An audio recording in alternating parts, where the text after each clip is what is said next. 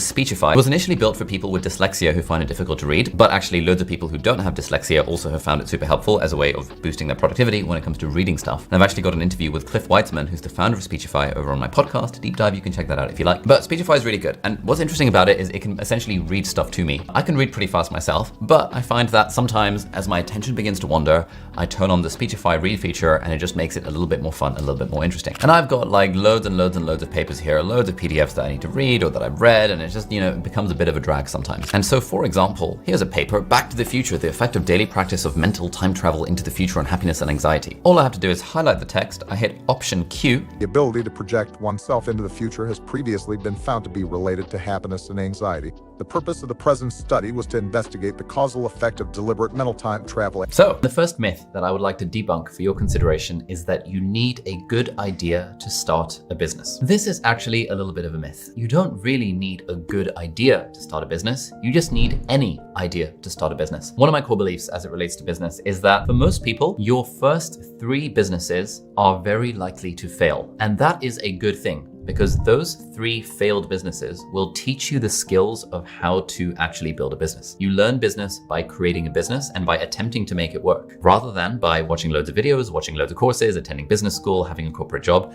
These things, they work to some degree, but they don't really teach you the nuts and bolts of how to actually build a business.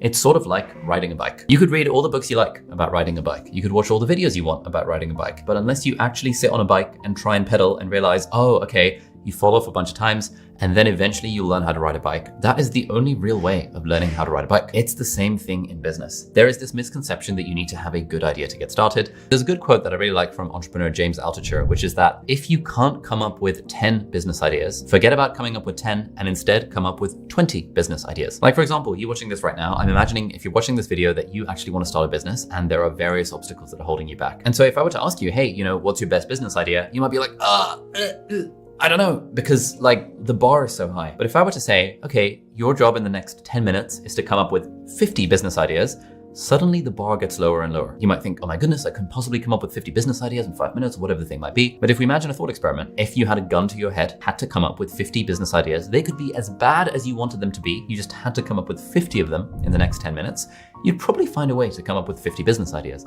All that matters is that we've reduced the bar for quality, the bar for what is a good idea. Because in a world where we know that our first 3 businesses are probably going to fail, we don't really need to start off with a good idea. In fact, it's probably best to not start with a very good idea, because you can save that for when you actually know the skill